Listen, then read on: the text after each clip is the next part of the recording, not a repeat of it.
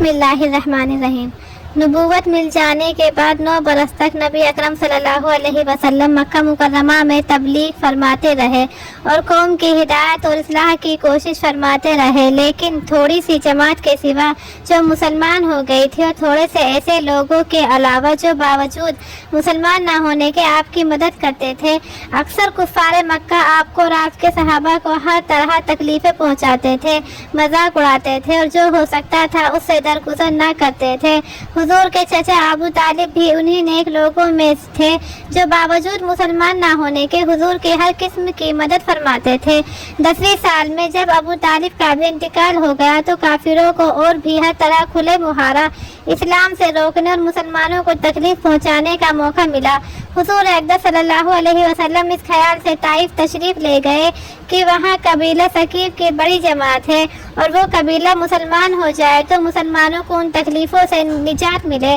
اور دین کے پھیلنے کی بنیاد بڑھ جائے۔ وہاں پہنچ کر قبیلہ کے 3 سرداروں سے جو بڑے درجے کے سمجھے جاتے تھے گفتگو فرمائی اور اللہ کے دین کی طرف بلایا اور اللہ کے رسول کی یعنی اپنی مدد کی طرف متوجہ کیا، مگر ان لوگوں نے بجائے اس کے کہ دین کی بات کو قبول کرتے یا کم سے کم عرب کے مشہور مہمان نوازی کے لحاظ سے ایک نووارد مہمان کی خاطر مدارات کرتے صاف جواب دے دیا اور نہایت بے رخی اور بد اخلاقی سے پیش آئے۔ ان لوگوں نے یہ بھی گوارا نہ کیا کہ آپ یہاں قیام فرما لیں۔ جن لوگوں کو سردار سمجھ کر بات کی تھی وہ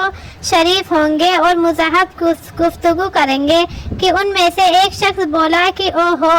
آپ ہی کو اللہ نے نبی بنا کر بھیجا ہے۔ دوسرا بولا کہ اللہ کو تمہارے سوا کوئی اور ملتا ہی نہیں تھا جس کو رسول بنا کر بھیجتے۔ تیسرے نے کہا کہ میں تجھ سے بات کرنا نہیں چاہتا اس لیے کہ اگر تو واقعی نبی ہے جیسا کہ دعویٰ ہے تو تیری بات سے انکار کر دینا مصیبت سے خالی نہیں، اور اگر جھوٹ ہے تو میں ایسے شخص سے بات کرنا نہیں چاہتا۔ اس کے بعد ان لوگوں سے نا امید ہو کر حضور اکرم صلی اللہ علیہ وسلم نے اور لوگوں سے بات کرنے کا ارادہ فرمایا کہ آپ تو ہمت اور استقلال کے پہاڑ تھے، مگر کسی نے بھی قبول نہ کیا، بلکہ بجائے قبول کرنے کے حضور سے کہا کہ ہمارے شہر سے فوراً نکل جاؤ اور جہاں تمہاری چاہت کی جگہ ہو وہاں چلے جاؤ۔ حضور اقدس صلی اللہ علیہ وسلم نے جب ان سے بالکل مایوس ہو کر واپس ہونے لگے تو ان لوگوں نے شہر کے لڑکوں کو پیچھے لگا دیا کہ آپ کا مذاق اڑائے، تالیاں پیٹے، پتھر مارے، حتیٰ کہ آپ کے دونوں جوتے خون کے جاری ہونے سے رنگین ہو گئے۔ حضور اقدس صلی اللہ علیہ وسلم اسی حالت میں واپس ہوئے۔ جب راستے میں ایک جگہ ان شریروں سے اطمینان ہوا تو حضور صلی اللہ علیہ وسلم نے یہ دعا مانگی، اے اللہ تجھی سے شکایت کرتا ہوں میں اپنی کمزوری اور بے کسی کی اور لوگوں میں ذلت اور رسوائی کی۔ اے ارحم الراحمین، تو ہی ضعفاء کا رب ہے اور تو ہی میرا پروردگار ہے۔ تو مجھے کس کے حوالے کرتا ہے؟ کسی اجنبی بیگانے کے جو مجھے دیکھ کر تو شروع ہوتا ہے اور منہ چڑھاتا ہے، یا کسی دشمن کے جس کو تو نے مجھ پر قابو دے دیا۔ اے اللہ اگر مجھ سے ناراض نہیں ہے تو مجھے کسی کی بھی پرواہ نہیں ہے، تیری حفاظت مجھے کافی ہے۔ میں تیرے چہرے کے اس نور کی طفیل جس سے تمام اندھیریاں روشن ہو گئیں اور جس سے دنیا اور آخرت کے سارے کام درست ہو جاتے ہیں، اس بات سے پناہ مانگتا ہوں کہ مجھ پر تیرا غصہ ہو یا تو مجھ سے ناراض ہو۔ تیری ناراضگی کا اس وقت تک دور کرنا ضروری ہے جب تک تو راضی نہ ہو۔ نہ تیرے سوا کوئی طاقت ہے نہ قوت۔ مالک الملک کی شان قہاری کو اس پر جوش آنا ہی تھا کہ حضرت جبرائیل علیہ السلام نے آ کر سلام کیا اور عرض کیا کہ اللہ تعالیٰ نے آپ کی قوم کی وہ گفتگو جو آپ سے ہوئی سنی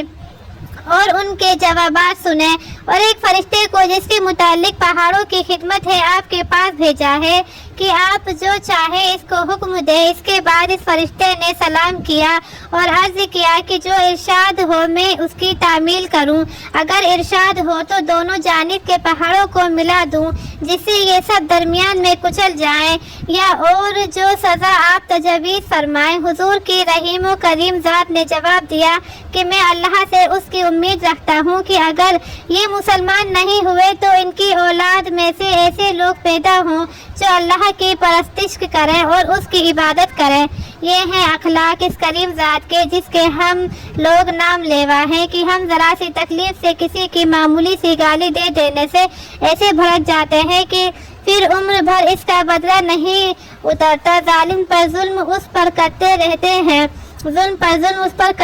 ہیں اور دعویٰ کرتے ہیں اپنے محمدی ہونے کا، نبی کے پیروی بننے کا۔ نبی کریم صلی اللہ علیہ وسلم اتنی سخت تکلیف اور مشقت اٹھانے کے باوجود نہ بددعا فرماتے ہیں نہ کوئی بدلہ لیتے ہیں۔ حضور اقدس صلی اللہ علیہ وسلم اور صحابہ کرام رضی اللہ عنہم نے دین کے پھیلانے میں جس قدر تکلیف اور مشقتیں برداشت کی ہیں، ان کا برداشت کرنا تو درکنار، اس کا ارادہ کرنا بھی ہم جیسے نالائقوں سے دشوار ہے۔ تاریخ کی کتابیں ان واقعات سے بھری ہوئی ہیں، مگر ان پر عمل کرنا تو علیحدہ رہا، ہم ان کے معلوم کرنے کی بھی تکلیف نہیں کرتے۔ حضور کا ذکر برکت کا ذریعہ ہے۔